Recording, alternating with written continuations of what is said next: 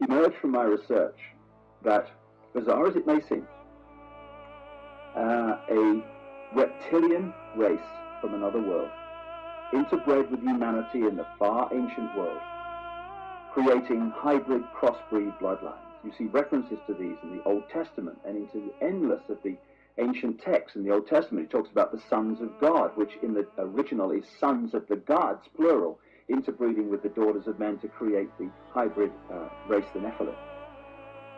These gods were the literal gods of the ancient people, and they used to sacrifice people literally to the gods. And these crossbreed bloodlines, as ancient accounts tell around the world, were put into the positions of ruling royal power in the ancient world. And then, as is happening today, when you do the genealogy of the ruling families and the ruling positions of power in the world, be they the 42 presidents of the United States up to Bill Clinton, be they the British royal family, be the aristocracy of Europe, any of these key ruling elites, the top of the banking system, the top of the global business system, you hit the family lines which go back to these same ruling lines of the ancient world, royal lines, that the ancient accounts say were the crossbreeds between humanity and these reptilian gods.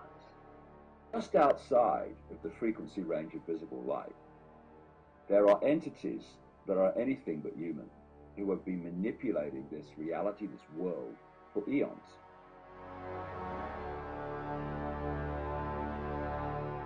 But a reptilian extraterrestrial race has been controlling planet Earth for thousands of years to this day, and putting its genetic compatible bloodlines into the positions of power as presidents, prime ministers, banking leaders, business leaders, etc.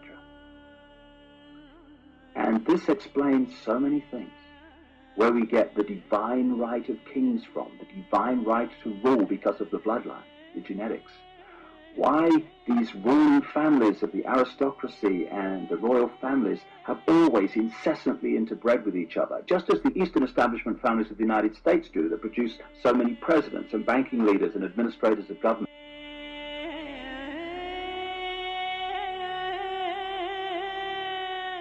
Bloodlines are interbreeding incessantly and have been right back to ancient Babylon and Sumer and Egypt, etc. and beyond, because they are holding a certain genetic code which allows the possession, another ancient common theme from as far back as you can track right to today, a genetic code which allows these entities to possess these particular bloodline families within the reality that we experience.